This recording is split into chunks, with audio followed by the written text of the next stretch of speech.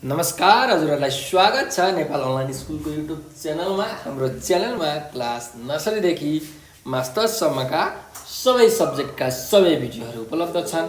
हजुरहरूले युट्युबमा गएर अथवा फेसबुकमा गएर नेपाल अनलाइन स्कुल भनी सर्च गरेर हाम्रा भिडियोहरू हेर्न सक्नुहुनेछ। हामीले हजुरहरूको कन्सेप्टलाई क्लियर गर्नको निमित्त कन्सेप्ट बेस्ड क्वेसनका सोलुसन साथसाथै पुराना बोर्ड एक्जाममा सोधेका ओल्ड क्वेसनका सोलुसन्सको भिडियो बनाएर युट्युब तथा फेसबुकमा हालेका छौँ। हजुरहरूले त्यो भिडियो हेरेर आफ्नो नलेजलाई एकदम सबल सुदृढ बनाउन सक्नुहुन्छ, तिखार्न सक्नुहुन्छ भने आफ्नो जुन फाइनल एक्जाम छ त्यसमा पनि एउटा उत्कृष्ट नम्बर ल्याएर उत्तीर्ण गर्न सक्नुहुनेछ। र हाम्रो भिडियोलाई लाइक सेयर र सब्सक्राइब गर्न नबिर्सनुहोला। सधैँ चाहिँ म खेमराज ढकाल हजुरहरूको अगाडि उपस्थित भइसकेको छु र आज म हजुरहरूलाई क्लास 10 को एसई को चाहिँ नेपाली भन्ने जुन सब्जेक्ट छ त्यो सब्जेक्टको ओल्ड क्वेसन सोलुसन गराउन गइरहेको छु। र आज चाहिँ म यो सेट नम्बर 10 मा प्रवेश गर्न आँटेको छु।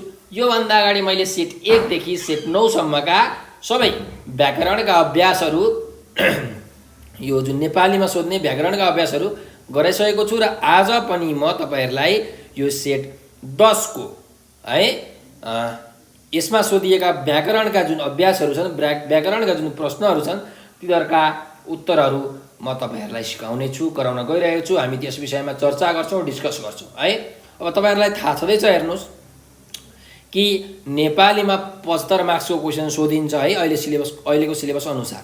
प्रश्न नम्बर 1 देखि प्रश्न नम्बर 18 सम्म। प्रश्न नम्बर 1 देखि 9 सम्म चाहिँ तपाईहरुको व्याकरणको प्रश्नहरू सोधिन्छ 24 मार्क्ससम्म भने बाँकी रहेका प्रश्न नम्बर 10 देखि प्रश्न नम्बर 18 सम्म चाहिँ साहित्य, नेपाली साहित्यका प्रश्नहरू सोधिन्छन्, जसमा गद्यांश, पद्यांश, कवितांश, सप्रसंग व्याख्या, विवेचनात्मक उत्तर, निबन्ध हैन, चिठी यस्ता प्रश्नहरू पर्छन्। र अब आजको क्लास हामी सुरु गरौँ। हाम्रो यो 2074 साल पश्चिमाञ्चल विकास क्षेत्रमा सोधिएको जुन यो प्रश्नपत्र क्वेशन छ यसको प्रश्न नम्बर 1 मा यहाँ भनिएको छ समूह क मा दिएका शब्दका अर्थ समूह ख बाट पहिचान गरी जोडा मिलाउनुहोस् भनेर भनेको छ। अब यहाँ पहिलो शब्द दिएको छ कलङ्क है। कलङ्क, कलङ्क भनेको के हो भन्दाखेरि कुनै पनि दोष भन्छौँ नि हामी, दोष अथवा आरोप, निन्दा, अभियोग, यसलाई हामी के भन्छौँ, कलङ्क भन्छौँ। कसैले कुनै नराम्रो काम गर्यो भने ए अहिले त कलङ्कै लगाइस् है भनेर भन्छन् नि हैन। हो, सो यो कलङ्क भनेको यहाँ के छ भन्दाखेरि हाम्रो कुनै नराम्रो कामबाट लाग्ने दोष, यसलाई हामी के भन्छौँ, कलङ्क भन्छौँ। ठिक छ। त्यस्तै अर्को यहाँ छ फ्रेम। अब यहाँ हेर्नुहोस्, तपाईँले उत्तर लेख्दाखेरि चाहिँ म उत्तरको कुरा गर्दैछु। उत्तर लेख्दाखेरि चाहिँ यसरी उत्तर 1, प्रश्न नम्बर 1 को उत्तर हो, त्यही भएर उत्तर 1 कलङ्क भनेर लेख्नुहोस् यसरी। अनि अर्थ यहाँ कुनै नराम्रो कामबाट लाग्ने दोष भनेर यसरी लेख्नु होला है। ल, उत्तर लेख्दाखेरि जहिले पनि यसरी लेख्नुहोस्, जोडा मिलाइराख्नु पर्दैन तपाईले उत्तर पुस्तिकामा है, एन्सर सिटमा। ल, अब दोस्रोमा जाउँ। दोस्रो शब्द रहेको छ फ्रेम। अब यो फ्रेम भनेको चाहिँ अंग्रेजी वर्ड हो हैन, तपाईहरुले पढ्नुभएको होला, FRAME फ्रेम। त्यही फ्रेम हो, यो अंग्रेजीबाट आएको वर्ड, आगन्तुक शब्द हो। त्यसो भए अब यो फ्रेम भनेको के तपाईलाई थाहा छँदैछ। हेर्नुस्, हामी जुन फोटोमा, कुनै चित्रमा हैन अथवा त्यो ऐनाहरुमा हामी के लगाउँछौँ, एउटा फ्रेम लगाउँछौँ। त्यसलाई नै त्यो जुन काठको बाहिरको चाहिँ ढाँचा हुन्छ, बार हुन्छ, त्यसलाई हामी के भन्छौँ, फ्रेम भन्छौँ। सो यहाँ यो फ्रेम भनेको के हो, कुनै पनि तस्बिर, ऐना राख्न आदि राख्न बनाइएको जुन बार छ, बाहिरको बार, बाहिरको ढाँचा, त्यसलाई भन्छौँ फ्रेम। त्यस्तै तेस्रो शब्द छ यहाँ संकीर्ण। संकीर्ण भनेको चाहिँ एकदम सानो भनेको क्या, सानो भएको, एकदम साँघुरिएको, एकदम संकुचित है, एकदम साँघुरो भनेपछि हाम्रो यहाँ यो संकीर्ण भनेको के रहेछ, साँघुरो। ठिक छ। ल, त्यस्तै अब अर्को चौथो यहाँ शब्द छ फिक्दानी। अब यो फिक्दानी भनेको चाहिँ हाम्रो ठेट नेपाली शब्द हो हैन, यसलाई हामी तद्भव शब्द पनि भन्छौँ। अब यो फिक्दानी भनेको चाहिँ के भन्दाखेरि पहिले त्यो जुन बडा ठुला मान्छेहरूले चाहिँ मुखमा केही चपाउँथे अनि थुक्नको लागि एउटा भाँडो प्रयोग गर्थे। अहिले हामी बाटोमा प्याच्च थुक्दिन्छौँ, पहिले यस्तो हुँदैन थियो। एउटा थुक्नको लागि एउटा भाँडो हुन्थ्यो, हो त्यो भाँडोलाई हामी के भन्छौँ फिक्दानी भन्छौँ है, जसमा हामीले के गर्छौँ केही कुराहरू थुक्छौँ। सो फिक्दानी भनेको चाहिँ थुक्ने भाँडो। अब पान कसैले पान खाएर बट्टामा थुक्छ, फिक्दानीमा थुक्छ, कसैले सुपारी खाएर खैनी खाएर यसरी थुक्छन्, हो त्यसलाई हामी त्यो जुन भाँडो छ त्यसलाई फिक्दानी भन्छौँ है। अब यहाँ प्रश्न नम्बर 2 मा जाम। कोष्टकबाट मिल्ने शब्द छानी खाली ठाउँ भर्नुहोस् भनेर भनेको छ। यहाँ हामीलाई 2 को कमा दिएको छ। पक्षको विपरीतार्थी शब्द ड्यास हो भनेर भनेको छ। अब यो पक्षको विपरीतार्थी शब्द के हो त? विपरीतार्थी भनेको उल्टो शब्द है। अब हेर्नुहोस् पक्ष भनेको के हो? पक्ष भनेको पट्टी भनेको। जस्तो हाम्रो चाहिँ यो नेताहरूको गुटबन्दी तपाईँहरूलाई थाहा छँदैछ। कोही वाम पक्ष भन्छन् हैन, वामदेव पक्ष, कोही एमाले पक्ष भन्छन् हैन, कोही माओवादी पक्ष भन्छन्। यो भने तर्फा भन्न खोजेको हो क्या, यो पक्ष ऊ पक्ष हैन, यो तर्फा यो पट्टी त्यो पट्टी। यो पक्षको अब विपरीतार्थी भनेको के हुन्छ? ठ्याक्कै उल्टो। पक्षको उल्टो भनेको विपक्ष। त्यही भएर हाम्रो यहाँ उत्तर हुन्छ विपक्ष है। अब हामीलाई 3टा अप्सन दिएको छ, प्रत्यक्ष, विपक्ष, सापेक्ष। प्रत्यक्ष भनेको के हो? अगाडि। पक्षको विपरीतार्थी शब्द अगाडि त थोडी हो, होइन। त्यस्तै अर्को छ सापेक्ष। सापेक्ष भनेको चाहिँ अर्काको अपेक्षा गर्नेलाई हामी के भन्छौँ? सापेक्ष। अर्काको अपेक्षा गर्ने हैन, अरूले के गर्छ भनेर चाहिँ हेर्ने आफूलाई हैन, त्यसलाई हामी सापेक्ष भन्छौँ। त्यही भएर यो सापेक्ष पनि होइन, विपरीतार्थी विपक्ष हो भन्ने कुरा तपाईँले बुझिसक्नुभयो। अब 2 को खमा जाउँ। सूर्यको पर्यायवाची शब्द ड्यास होइन। के चाहिँ होइन त? सूर्यको पर्यायवाची शब्द के होइन? यहाँ हामीले हेर्नुहोस्, एउटा शशी छ। शशी भनेको के हो? चन्द्रमा हो। भनेको सूर्य भनेको त चन्द्रमा होइन। त्यही भएर हाम्रो यो के हो? सूर्यको पर्यायवाची शब्द शशी चाहिँ होइन। शशी भनेको चन्द्रमा, हामीलाई इन्दु पनि भन्छौँ शशीलाई है। त्यही भएर सूर्यको पर्यायवाची शब्द शशी होइन। अब यहाँ रवि छ। रवि भनेको के हो भन्दाखेरि हाम्रो रवि भनेको सूर्यलाई भन्छौँ हामी रवि। रविबार भन्छौँ नि सूर्य, सूर्य भगवानलाई रवि पनि भन्छौँ हामी, भानु पनि भन्छौँ। भानु पनि सूर्यको पर्यायवाची शब्द हो। त्यही भएर हाम्रो यहाँ सूर्यको विपरीतार्थी शशी भन्ने कुरा हामीले थाहा पायौँ। त्यस्तै अर्को छ यहाँ अर्थ। ग नम्बरमा भनेको छ अर्थ ड्यास शब्द हो। यो अर्थ भन्ने शब्द कुन शब्द हो भनेर हामीलाई यहाँ थाहा पाउनुपर्ने छ। अनेकार्थी हो कि लघुतावाची हो कि श्रुति सम्भिन्नार्थी हो? अब हेर्नुहोस्, श्रुति सम्भिन्नार्थी त हुँदै होइन। किनकि श्रुति सम्भिन्नार्थीमा 2टा शब्द दिएको हुन्छ हामीलाई। 2टा उस्तै सुनिने शब्द हुन्छ, तर त्यसको मिनिङहरू चाहिँ के हुन्छ? फरक हुन्छ। त्यही भएर यहाँ 2टा शब्द दिएको छैन, एउटा मात्रै शब्द छ अर्थ भनेर। त्यही भएर यो श्रुति सम्भिन्नार्थी शब्द त हुँदै होइन भन्ने कुरा थाहा पाएँ। त्यस्तै अर्को छ यहाँ अनेकार्थी र लघुतावाची। अब अनेकार्थी भनेको चाहिँ जसको अनेक अर्थ हुन्छ, अनेक मिनिङ हुन्छ, एकभन्दा धेरै मिनिङ हुन्छ, त्यसलाई हामी अनेकार्थी भन्छौँ। भन्छ यो अर्थ भनेको अनेकार्थी शब्द हो कि होइन होला? हो। किनकि यो अर्थ भनेको एउटा यसको मिनिङ हुन्छ, मिनिङ शब्दको अर्थ भन्छौँ नि, शब्दको मिनिङ है। त्यही भएर यो अर्थको एउटा के हुँदो रहेछ? मिनिङ हो। यो अर्थ भनेको के रहेछ? मिनिङ रहेछ। त्यस्तै यो अर्थ भनेको अर्को के हो? धनलाई, पैसालाई पनि हामी के भन्छौँ? अर्थ भन्छौँ, मनी होइन। जस्तो हामी अर्थमन्त्री भन्छौँ नि, अर्थमन्त्री, अर्थ मन्त्रालय होइन। यो अर्थ भनेको के हो? पैसा हो। त्यही भएर यो अर्थको चाहिँ मिनिङहरू के भयो? एउटा शब्दको अर्थवाला अर्थ मिनिङ भयो, अर्को पैसा भयो। त्यही भएर 2टा अर्थ भएकाले यो जुन अर्थ भन्ने शब्द छ यो अनेकार्थी शब्द भएको छ है। ल, लघुतावाची भनेको चाहिँ के भन्दाखेरि कुनै पनि कुराको सानो कोटी जनाउने शब्दलाई हामी लघुतावाची भन्छौँ। जस्तो पानीको थोपा, सानो कोटी होइन। अचारको पित्को, यसरी। ल, अब यो हाम्रो प्रश्न नम्बर ग पनि सकिएको छ। प्रश्न नम्बर घ मा जाउँ। ड्यास श्रुति सम भिन्नार्थी शब्द हो भनेको छ। श्रुति सम भिन्नार्थी भनेको श्रुति सम भनेको सुन्दाखेरि उस्तै लाग्ने, श्रवण गर्दा उस्तै लाग्ने लाई हामी श्रुति सम भन्छौँ। भिन्नार्थी भनेको भिन्न अर्थ भएकोलाई भिन्नार्थी भन्छौँ। यसलाई जोडेर बुझ्दाखेरि सुन्दाखेरि उस्तै लाग्ने तर अर्थ भिन्न भिन्न भएका शब्दलाई हामी श्रुति सम भिन्नार्थी शब्द भन्छौँ। अब हेर्नुहोस्, सुन्दाखेरि उस्तै लाग्ने शब्दहरू यहाँ के छन् हाम्रो अप्सनमा हेरौँ। अपर्ण र अर्को ग्रहण भन्ने छ। अब यो त श्रुति सम भिन्नार्थी शब्द होइन, किनकि यो त सुन्दाखेरि नै के छ, बेग्ला बेग्लै छ। एउटा अपर्ण, अर्को ग्रहण, त्यही भएर यो एन्सर होइन, श्रुति सम भिन्नार्थी शब्द होइन। नयाँ पुरानो, सुन्दाखेरि नै के छ, एउटा नयाँ छ, अर्को पुरानो छ, उस्तै छ छैन, त्यही भएर यो पनि श्रुति सम भिन्नार्थी होइन। यो विपरीतार्थी शब्दहरू चाहिँ हुन्। त्यो अर्को यहाँ छ यस यस। यो यस यस भनेको चाहिँ के हो, हाम्रो श्रुति सम भिन्नार्थी शब्द हो। किनकि सुन्दाखेरि के छ, दुइटै यस भनेर भन्छौँ हामी। तर कुन यस भनेपछि यो दुईटा यसको के हुन्छ, अर्थ चाहिँ बेग्ला बेग्लै हुन्छ। सुन्दाखेरि उस्तै सुनिए पनि अर्थ चाहिँ बेग्ला बेग्लै हुन्छ। यो यस भनेको के हो, सर्वनाम हो। के हो, सर्वनाम। नामको सट्टामा प्रयोग हुने शब्दलाई हामी के भन्छौँ, सर्वनाम भन्छौँ है।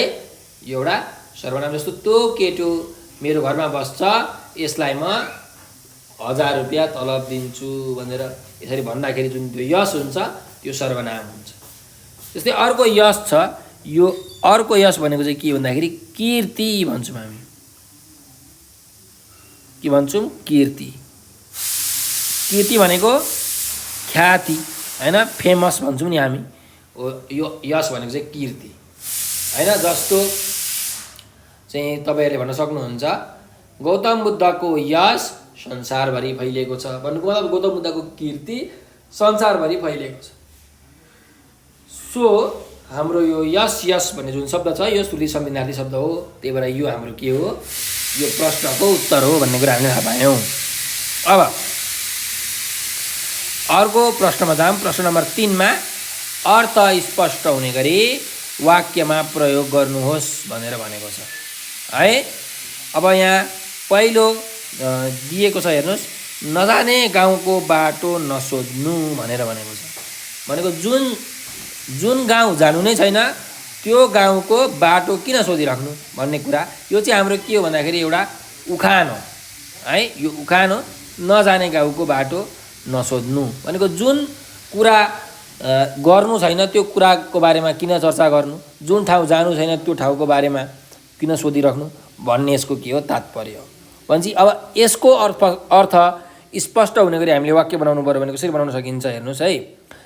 नजाने गाउँको बाटो नसोध्नु भने चाहिँ अहिले तिम्रो पढ्ने उमेर हो, तिमी खुरुखुरु पढ, पैसा कमाउने कुरामा किन ध्यान दिनु पर्यो भनेर यसरी हामीले वाक्य बनायौँ भने यो अर्थ स्पष्ट हुन्छ। फेरि एकचोटि, नजाने गाउँको बाटो नसोध्नु भने चाहिँ अहिले तिम्रो पढ्ने उमेर हो, तिमी खुरुखुरु पढ, पैसा कमाउने कुरामा किन ध्यान दिनु पर्यो भनेर हामीले चाहिँ एउटा वाक्य बनायौँ भने यो सार्थक हुन्छ, यसको अर्थ स्पष्ट हुन्छ। त्यस्तै यहाँ अर्को छ शब्द खै। अब यो खै भनेको चाहिँ के हो भन्दाखेरि यो निपात हो। कुनै पनि शब्दको आफ्नै अर्थ हुँदैन अथवा नभएर। निपात भनेको त्यस्तो खालको शब्द हो जसको आफ्नै अर्थ चाहिँ हुँदैन, तर त्यो शब्द वाक्यमा प्रयोग गरियो भने वाक्यलाई चाहिँ रसिलो, भरिलो, मिठो, मिठासपूर्ण बनाउँछ। कसले? निपातले। त्यही भएर अब हेर्नुहोस्, यो खै भन्ने निपात हामीले प्रयोग गरेर एउटा वाक्य बनाऊँ। उसले त तिम्रो बारेमा कहिले कुरा गरेन, खै के हो के भनेर हामीले यसरी वाक्य बनाउन सक्छौँ है। उसले त तिम्रो बारेमा कहिले कुरा गरेन, खै के हो भनेर यसरी वाक्य बनायौँ भने हाम्रो चाहिँ यो अर्थ एकदम स्पष्ट हुन्छ। ठिक छ ल। अब हामी प्रश्न नम्बर 4 मा जाउँ। तलका शब्द समूहबाट शुद्ध शब्द चिनेर लेख्नुहोस् भनेर भनेको छ। अब यहाँ शुद्ध शब्द निकालौँ है हामीहरू। यहाँ यो 4 को क को अ नम्बरमा बेखबर भन्ने शब्द छ हैन। बेखबर भनेको जसको कुनै खबरै छैन त्यसलाई हामी बेखबर भन्छौँ हैन। अब यहाँ ब र वको प्रयोग कुनमा ब हुन्छ कुनमा व हुन्छ भन्ने कुरा हामीले थाहा पाउनुपर्ने हुन्छ। सो अब यहाँ बेखबरमा भन्ने बेला हामी बेखबर भन्छौँ होइन, तर लेख्ने बेलामा कसरी लेख्छौँ त भन्दाखेरि अगाडि ब बे ख व र यसरी लेख्छौँ। त्यही भएर हाम्रो यहाँ उत्तर के हुन्छ, यो 4 नम्बरको बे ख व र। ठिक छ। 3 नम्बरमा पनि बे ख व र नै रहेछ, एउटै छ। यो चाहिँ यस्तो हो है, बे ख बर हो यो 3 नम्बरको। 4 नम्बरको चाहिँ बे ख व र हो। हाम्रो बे ख व र चाहिँ हाम्रो के हो, उत्तर हो है। ल त्यस्तै अर्को छ यहाँ विश्लेषण भन्ने छ। विश्लेषण भनेको कुनै कुराको व्याख्या गर्नु होइन, त्यसलाई अलिकति बुझाएर भन्नु, यो भनेको विश्लेषण हो। अब कुन चाहिँ विश्लेषण ठिक हो भन्ने कुरा हामीले थाहा पाउनु पऱ्यो। अब यसमा चाहिँ स र सको प्रयोग, मोटो स हुन्छ कि पातलो स हुन्छ कि पेट चिरेको स हुन्छ कि कुन स हुन्छ हामीले थाहा पाउनु पर्ने छ। ठिक छ। भनेपछि विश्लेषणमा हाम्रो जुन सुरुको आदि स छ, 20मा जुन स छ त्यो मोटो स हुन्छ है। भनेपछि कहाँ छ मोटो स, यहाँ एउटा मोटो स छ, यहाँ एउटा मोटो स छ। भनेपछि यो दुईटा मध्ये एउटा एन्सर हो। त्यसै दोस्रो जुन स छ त्यो चाहिँ पेट चिरेको स हुन्छ, त्यही भएर यो हाम्रो उत्तर हो। यसमा पहिलो मोटो स छ, दोस्रो पेट चिरेको स छ। भन्नुको मतलब पहिलो तालव्य स छ, दोस्रो मूर्धन्य स छ। तालव्य मूर्धन्य दन्तीय स भन्छौँ हामी, मोटो स, षट्कोण स र पातलो सलाई है। भनेपछि यो हाम्रो उत्तर भयो। अब हामी अर्को प्रश्नमा जाउँ, यो सकियो है। 4 को खमा जाउँ। तलको वाक्यलाई शुद्ध पारी लेख्नुहोस् भनेर भनेको छ। शुद्धिकरणको प्रश्न सोधिएको छ। 1 दशकपछि हामी गाउँमा होइन सहरमा हुन्छौँ। 1 दशकपछि हामी गाउँमा होइन सहरमा हुन्छौँ भन्ने यहाँ एउटा वाक्य दिएको छ है। त्यसो भए यहाँ के मिस्टेक होला भन्दाखेरि हेर्नुहोस्, 1 दशकपछि यो जुन पछि छ, यो पछि भनेको हाम्रो यहाँ नामयोगीको रूपमा प्रयोग भइरहेको छ। त्यही भएर यो चाहिँ दशकसँग के हुन्छ, यहाँ जोडिन्छ। नाम वा सर्वनामसँग जोडिने शब्दलाई हामी के भन्छौँ, नामयोगी भन्छौँ। ठिक छ। ल एउटा यो मिस्टेक छ। अर्को के मिस्टेक छ, के गल्ती छ भन्नुहुन्छ भने यो हामीको जुन मीको त्यो दीर्घ इकार छ, यो रस्व छ, यसलाई हामीले दीर्घ बनाउनु पर्छ, यो दीर्घ हुन्छ। दोस्रो गल्ती यहाँ यो छ। त्यस्तै तेस्रो गल्ती के होला भन्दाखेरि 1 दशकपछि हामी गाउँमा होइन सहरमा हुन्छौँ। त्यही भएर यहाँ एउटा हामीले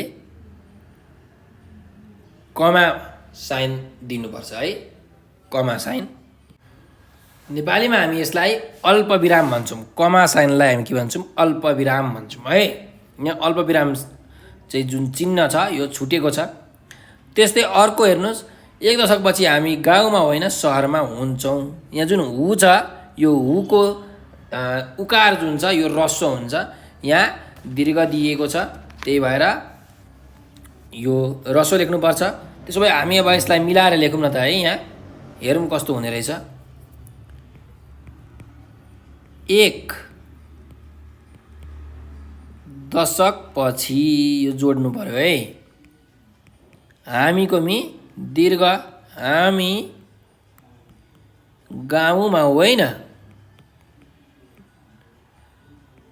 कमा सहरमा हुन्छौँ, सहरमा हुन्छौँ। हुन्छौँको यो जुन हु छ यो रस्व लेख्नु पर्यो, हुन्छौँ। ल यसरी हामीले यो शुद्धिकरणको जुन प्रश्न थियो यसलाई हामीले गरिसकेका छौँ है। अब अर्को प्रश्नमा जाऊँ। प्रश्न नम्बर 5 मा रेखाङ्कित शब्दहरूको पदवर्ग छुट्याउनुहोस् भनेर भनेको छ। अब हामीले पदवर्ग छुट्याउनु पर्यो।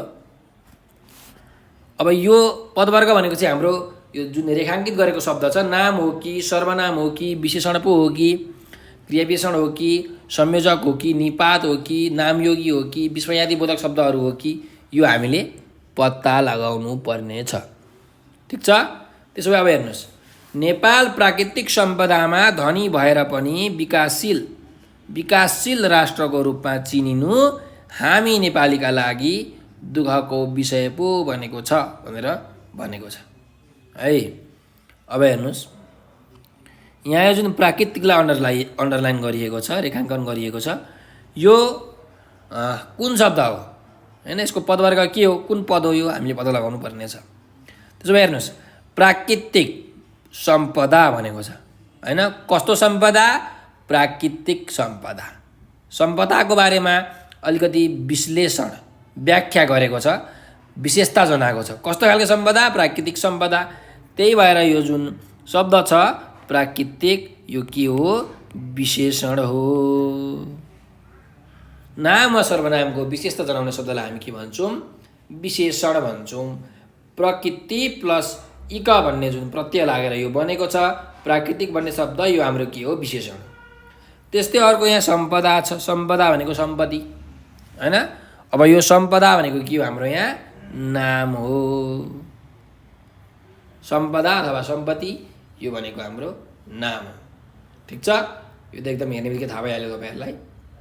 त्यस्तै भएर, नेपाल प्राकृतिक सम्पदामा धनी भएर।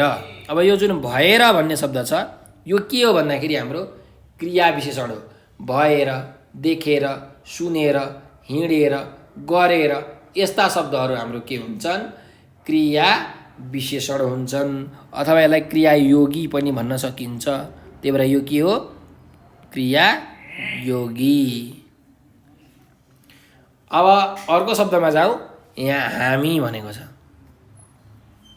ठिक छ, यो हामी के हो? यहाँ हामी यहाँ सर्वनाम हो। नामको सट्टामा प्रयोग हुने शब्दलाई हामी के भन्छौँ? सर्वनाम भन्छौँ। त्यही भएर यहाँ हामी जुन छ यो सर्वनाम हो। यो हामी के को सट्टामा प्रयोग भइरहेको छ? आम जनताको चाहिँ सट्टामा प्रयोग भएको कारणले हामी यसलाई सर्वनाम भन्छौँ। ठिक छ। अब हेर्नुहोस्, अर्को यहाँ शब्द छ पो। पो। अब यो पो भन्ने शब्दको अर्थ के हो यो त हामीलाई थाहा छैन, यसको कुनै अर्थ त हुँदैन। तर यो पो भन्ने जुन शब्द यहाँ वाक्यमा प्रयोग भएको छ यसले वाक्यलाई अलिकति मिठो बनाएको छ, रसिलो बनाएको छ, मिठास दिएको छ है। अब हेर्नुहोस्, जसरी म यहाँ पढ्छु। नेपाल प्राकृतिक सम्पदामा धनी भएर पनि विकासशील राष्ट्रको रूपमा चिनिनु हामी नेपालीका लागि दुःखको विषय पो बनेको छ भनेर भनेको छ है। दुःखको विषय बनेको छ, दुःखको विषय पो बनेको छ भनेपछि यो पोले के गर्यो? अलि वाक्यलाई अलि मिठो बनायो। त्यही भएर यो पो भन्ने शब्द के हो? निपात हो। किन भन्नुहुन्छ भने निपातको परिभाषाले के भन्छ?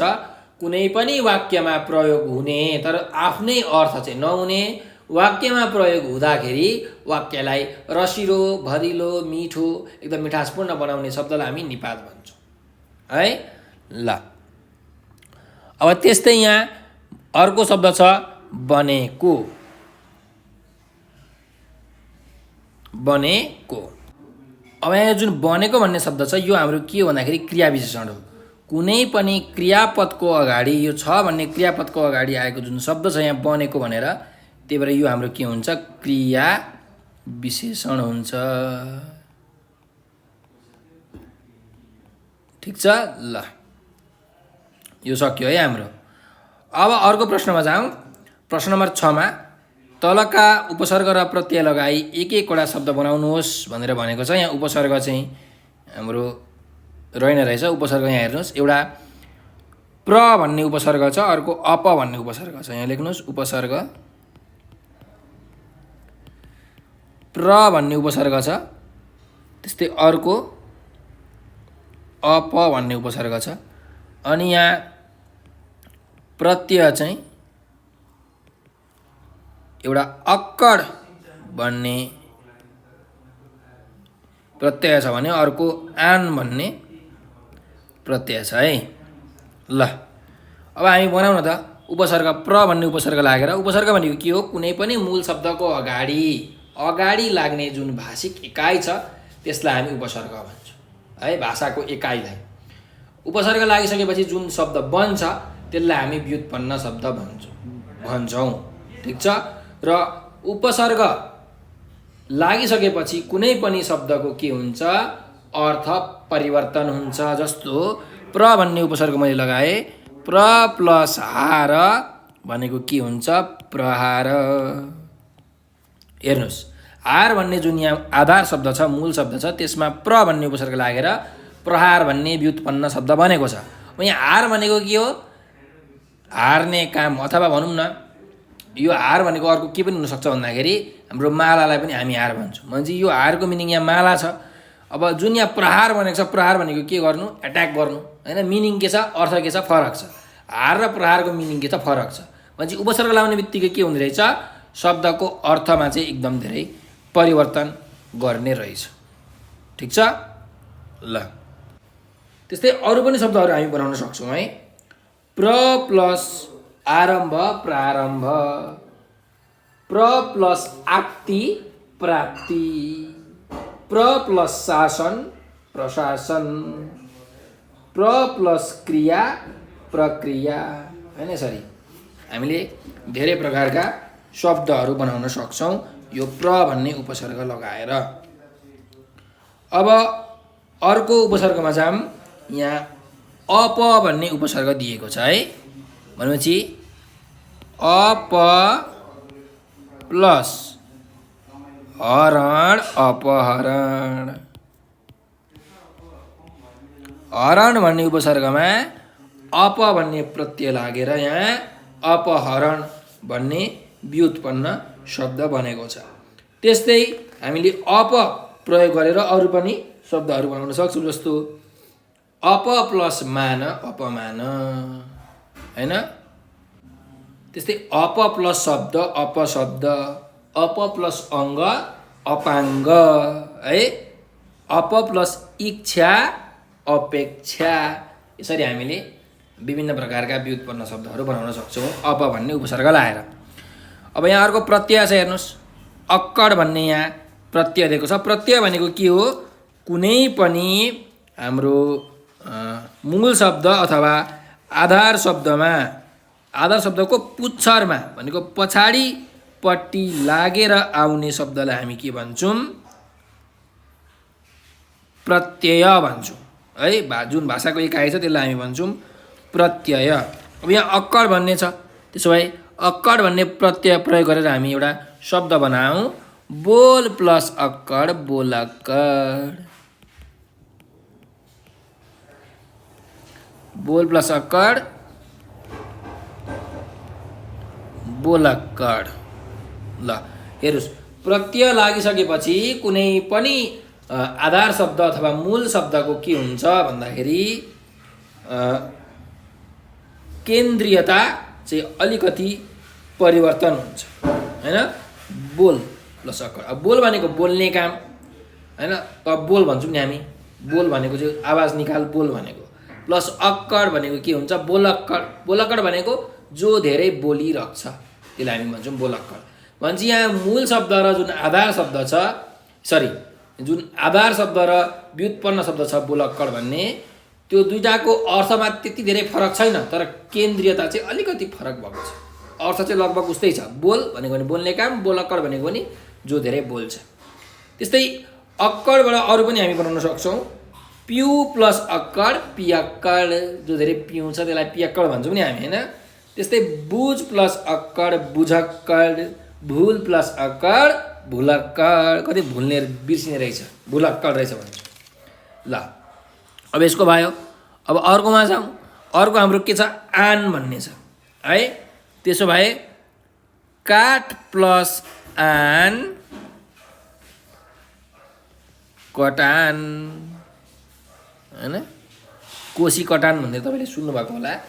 काठ भन्ने यहाँ जुन मूल शब्द छ त्यसमा आन भन्ने प्रत्यय लागेर कटान भन्ने यहाँ व्युत्पन्न शब्द बनेको छ। त्यस्तै ढाल प्लस आन ढलान, चल प्लस आन चलान, फाँड प्लस आन फडान। यसरी हामी बनाउन सक्छौँ। ल 6 को क हाम्रो सकिएको छ। अब 6 को खमा जाउँ। तलका शब्दहरूको समास वा विग्रह गर्नुहोस् भनेर भनेको छ। यहाँ दुईटा दिएको छ, एउटा लोकमा प्रिय, अर्को दो बाटो। अब हेर्नुहोस्, लोकमा प्रिय भनेको यो विग्रह गरेको छ, यसलाई हामीले अब समास गर्नुपर्ने छ, मतलब एकै ठाउँमा ल्याउनु पर्ने छ। भनेपछि लोकमा प्रिय लोकप्रिय, लोकप्रिय। त्यस्तै दो बाटो भनेको यो समास गरेको चाहिँ यसलाई हामीले विग्रह गर्नुपर्नेछ, लम्ब्याउनु पर्नेछ। भनेपछि दो बाटो भनेको के हो? दुईटा बाटो जोडिएको ठाउँलाई हामी दो बाटो भन्छौँ। भनेपछि यसलाई अलिकति मिलाएर लेख्ने हो भने दुई बाटोको सङ्गमलाई हामी के भन्छौँ? दो बाटो। त्यही भएर लेख्नुहोस् दुई बाटोको सङ्गम, यो दो बाटो। ल प्रश्न नम्बर 6 को ख पनि सकियो। अब प्रश्न नम्बर हामी 7 मा जाउँ। कोष्टकमा दिएका धातु र सङ्केतका सहायताले खाली ठाउँ भर्नुहोस् भनेर भनेको छ। 7 को क मा भनेको छ रचना र सुजन बजार जा भन्ने धातु अपूर्ण वर्तमान कालको अपूर्ण पक्षमा लेख्नुपर्ने छ। अब हेर्नुहोस् अपूर्ण पक्षमा के हुन्छ? तैदै भन्ने जुन भाषिक इकाइ छ त्यो प्रयोग हुन्छ है। त्यसो भए रचना र सुजन बजार जाँदै छन्। जाँदै भनेको अपूर्ण पक्ष भयो। जाँदै, यहाँ जामा चन्द्रबिन्दु, जाँदै छन्। अब यो अपूर्ण भूतकाल भएको भए जाँदै थिए हुन्थ्यो, अपूर्ण भविष्यत भएको भए जाँदै हुनेछन् हुन्थ्यो। ठिक छ, यहाँ वर्तमान भएर जाँदै छन् भयो। त्यस्तै अब खमा जाउँ। चुनाव राम्ररी सम्पन्न हु भन्ने धातु छ र सामान्यभूत छ हैन। अब सामान्यभूत भनेको एकदम सामान्य तरिकाले हामीले गर्नुपर्ने छ। थियो हैन, भयो, सुत्यो, खायो, उठ्यो, यो भूतकाल। सुत्छ, उठ्छ, खान्छ, हुन्छ, त्यो वर्तमान काल। हुनेछ, खानेछ, सुत्नेछ, उठ्नेछ, यो भविष्यत्काल, सामान्य भविष्यत है। अब यहाँ सामान्य भूतमा के हुँदो रहेछ? त्यसो भए चुनाव राम्ररी सम्पन्न हुयो भनेर त हामी लेख्न सक्दैनौँ। हामीले के लेख्नु पर्यो? भयो। चुनाव राम्ररी सम्पन्न भयो। यदि सामान्य वर्तमान भएको भए चुनाव राम्ररी सम्पन्न हुन्छ। सामान्य भविष्यत भएको भए चुनाव राम्ररी सम्पन्न हुनेछ हुन्थ्यो। भविष्यत, सामान्य भविष्यत भएको भए है। ल यसरी तेस्रोमा जाम। 7 को ग मा हामी सगरमाथाको चुचुरोमा पुग भन्ने धातु छ र सम्भावनार्थ छ। भनेपछि हामीले के हुन्छ? हामी सगरमाथाको चुचुरोमा पुगौँला। के गरौँला? पुगौँला। सम्भावना, पोसिबिलिटी, प्रोबेबिलिटी भन्छौँ हामी यसलाई इङ्ग्लिसमा। भनेपछि पुगौँला, पुग्न पनि सक्छौँ, नपुग्न पनि सक्छौँ, त्यो थाहा छैन, तर पुगौँला है, सम्भावनार्थ। यदि सामान्य अर्थमा भनेको भए हामी सगरमाथाको चुचुरोमा पुग्छौँ भन्ने हुन्थ्यो सामान्य अर्थमा है। इच्छार्थमा भएको भए पुगुला भन्ने हुन्थ्यो। तर होइन, इच्छार्थ भएको भए हामी सगरमाथाको चुचुरामा पुगौँ भन्ने हुन्थ्यो है। अब सम्भावनार्थ भएको भए पुगौँला भयो। पुगौँला। ल तिमी राम्ररी परीक्षा दि भन्ने धातु छ र यहाँ आज्ञार्थ छ। त्यही भएर तिमी राम्ररी परीक्षा दे भनेर त भन्न मिलेन। त भएको भए दे भन्नु पर्थ्यो, आज्ञा दिनु पर्थ्यो होइन, अर्डर गर्नु पर्थ्यो। त्यसो भए तिमी राम्ररी परीक्षा के हुन्छ? देऊ। तिमी राम्ररी परीक्षा देऊ, यो चाहिँ आज्ञार्थमा भयो। ठिक छ। ल यो 7 को घ पनि हाम्रो सकिएको छ। अब 8 नम्बरमा जाउँ। कोष्टकमा दिएका निर्देशन अनुसार तलको वाक्य परिवर्तन गर्नुहोस् भनेर भनेको छ। विद्यार्थीहरू राम्ररी पढ्दैछन् भनेर यहाँ हामीलाई यो एउटा वाक्य दिएको छ। यसलाई कर्मवाच्यमा हामीले परिवर्तन गर्नुपर्नेछ। वाच्य 3 प्रकारका हुन्छन्: कर्तृवाच्य, कर्मवाच्य र भाववाच्य। जुन हामीलाई यहाँ प्रश्न छ विद्यार्थीहरू राम्ररी पढ्दैछन्, यो कर्तृवाच्यमा छ। कर्तृवाच्यमा के हुन्छ? कर्ता प्रमुख हुन्छ। ठिक छ। कर्ता जो काम गर्ने मान्छे छ त्यो चाहिँ के हुन्छ? मेन हुन्छ। यहाँ काम गर्ने मान्छे को हो? कर्ता को हो? विद्यार्थीहरू हो होइन। हामी सब्जेक्ट भन्छौँ नि, विद्यार्थी भनेको यहाँ सब्जेक्ट हो, किनकि विद्यार्थीहरू पढ्दै छन्। क्रिया विद्यार्थीको आधारमा छ, कर्ताको आधारमा छ। अब कर्मवाच्यमा के हुन्छ भन्दाखेरि हामीले द्वारा भन्ने जुन एउटा भाषाको एकाइ छ त्यो हामी जोड्छौँ। र कर्मवाच्यमा के हुन्छ भन्दाखेरि कर्म प्रमुख हुन्छ क्या, काम चाहिँ प्रमुख हुन्छ। कर्मको आधारमा हामीले क्रिया लेख्ने गर्छौँ है। त्यसो भए विद्यार्थीहरू राम्ररी पढ्दैछन् को कर्मवाच्यमा के हुन्छ? विद्यार्थीहरूद्वारा राम्ररी पढिँदैछ। विद्यार्थीहरूद्वारा राम्ररी पढिँदैछ।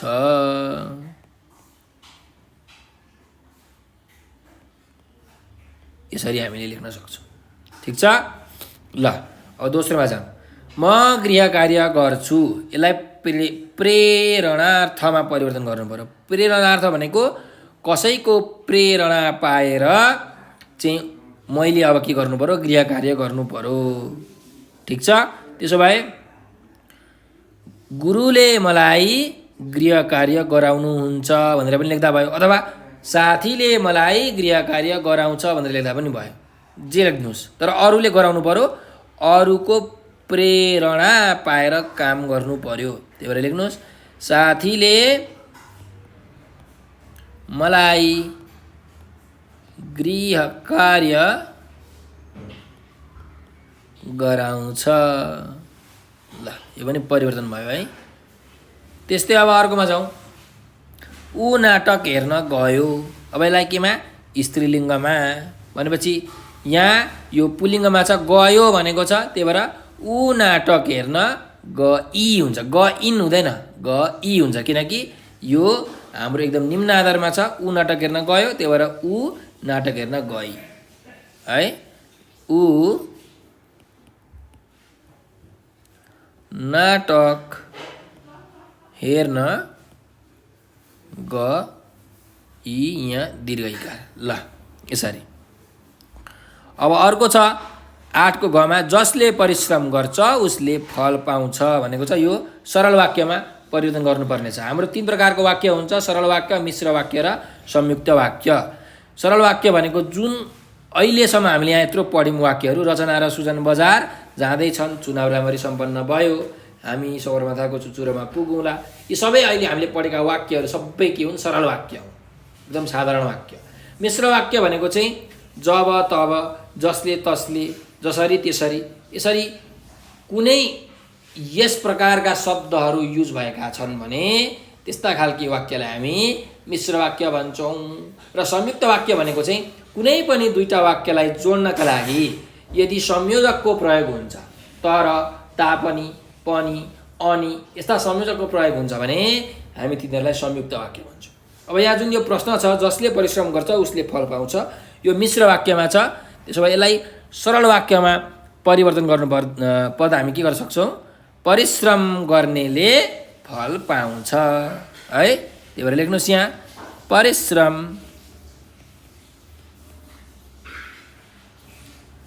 गर्नेले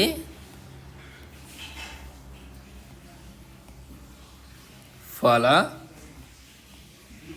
पाउँछ।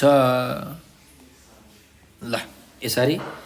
अब यो 8 नम्बरको पनि हाम्रो प्रश्न सकिसकेको छ। अब प्रश्न नम्बर हामी 9 मा आयौँ। यो हाम्रो चाहिँ यो सेट नम्बर 10 को अन्तिम प्रश्न, यो व्याकरणको अभ्यासको अन्तिम प्रश्न हो।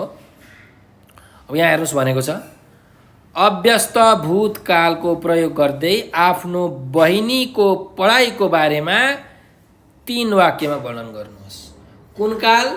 अभ्यस्त भूतकाल। त्यस्तै के को बारेमा? आफ्नो बहिनीको बारेमा। कतिवटा वाक्य? 3टा वाक्यमा भन्छ। यो 3टा कुरा तपाईँले याद राख्नु पर्यो। ठिक छ। अब यसमा मेन भनेको चाहिँ आफ्नो अभ्यस्त भूतकालमा कसरी लग्ने भन्ने कुरा हो हैन। व्याकरणमा अभ्यस्त भूतकालमा कसरी लग्ने। अब हेर्नुहोस्, भूतकालको 5वटा पक्ष हुन्छन्, सामान्य, अपूर्ण, पूर्ण, अज्ञात, अभ्यस्त। अभ्यस्त भनेको चाहिँ कुनै कुरा यदि म पहिले नै गर्थेँ भने त्यसलाई हामी अभ्यस्त भूतकाल भन्छौँ है। जस्तो म सानोमा पौडी खेल्थेँ, यो के भयो? अभ्यस्त। बाबाले मलाई सानोमा पिट्नुहुन्थ्यो, अभ्यस्त है। थियो, थी, थे जस्ता धातु प्रयोग भयो भने त्यसलाई हामी के भन्छौँ? हामी अभ्यस्त पक्ष भन्छौँ। ल अब अभ्यस्त पक्षमा आफ्नो बहिनीको पढाइको बारेमा है लेख्नु पर्यो। त्यसो भए अब लेख्नुहोस्, मेरी बहिनी बिहानै उठेर पढ्थी। पहिले नै पढ्थी, अब अहिले त पढ्थिन होला, अल्छी भयो होला, तर पहिले त के गर्थी? पढ्थी। यो अभ्यस्त पक्ष भयो। त्यही भएर लेख्नुहोस्, मेरी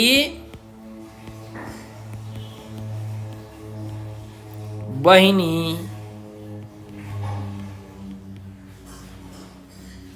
बिहान उठेर पढ्थी। अब यहाँ तपाईँले मेरो बहिनी भनेर लेख्न पाउनु भएन है, किनकि यहाँ स्त्रीलिङ्ग छ बहिनी, त्यही भएर मेरी बहिनी लेख्नु पर्यो, मेरो बहिनी लेख्न पाइएन है। ल अब यहाँ पढ्थी छ, यो पढ्थी भनेको के हो, हाम्रो अभ्यस्त भूतकालको एउटा क्रियापद हो होइन, त्यही भएर यसले अभ्यस्त भूतकाल हो भन्ने कुरा थाहा पाइयो। त्यस्तै ल मेरी बहिनी बिहान उठेर पढ्थी, ऊ साह्रै मेहनत भएकीले कक्षामा प्रथम हुन्थी। ऊ साह्रै मेहनती भएकाले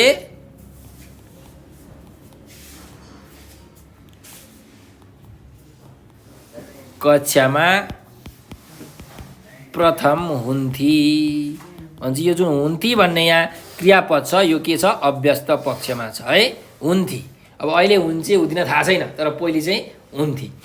अब हाम्रो हेर्नुहोस् दुईवटा वाक्य भइसकेको छ, अब तेस्रो वाक्य लेख्नु पर्यो भनेपछि अब अर्को वाक्यमा के लेख्न सकिन्छ, गुरुआमाहरूले उसलाई खुब माया गर्नुहुन्थ्यो होइन, गर्नुहुन्थ्यो, यो पनि अभ्यस्त पक्ष भयो। त्यसो भए लेख्नुहोस् गुरु आमाले उसलाई खुब माया लेख्नुहोस् अथवा सहयोग लेख्नुहोस्, ल सहयोगै लेख्यौँ, सहयोग गर्नुहुन्थ्यो, गर्नुहुन्थ्यो। ल यसरी यो हुन्थ्यो भन्ने चाहिँ यहाँ के हो, हाम्रो यो अभ्यस्त पक्ष देखाउने क्रियापद भन्छ। हामीले 3 वाक्यमा यो बहिनीको पढाइको बारेमा चाहिँ अलिकति लेख्यौँ अभ्यस्त भूतकालमा है। र यो सँगसँगै हाम्रो प्रश्न नम्बर 1 देखि प्रश्न नम्बर 9 सम्मका जुन व्याकरणका अभ्यासहरू छन् त्यो सकिएका छन्। हाम्रो 24 मार्क्सको जुन यो व्याकरण छ हामीले गरिसकेका छौँ है।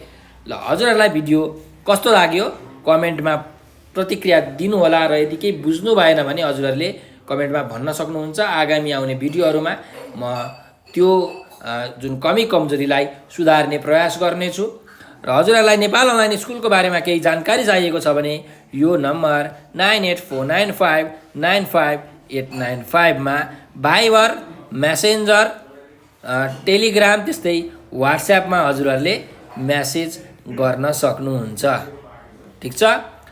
र हजुरहरूले चाहिँ हामीसँग यो टिकटक, ट्विटर र इन्स्टाग्रामबाट पनि जोइन हुन सक्नुहुन्छ। हामीलाई हजुरहरूले नेपाल अनलाइन स्कुल भनेर सर्च गर्नुहोस् टिकटकमा, ट्विटरमा, त्यस्तै इन्स्टाग्राममा, र त्यहाँ फलो गर्न सक्नुहुन्छ। हामीले हाम्रो नयाँ अपडेटहरू हजुरहरूलाई त्यहाँबाट उपलब्ध गराउने नै छौँ।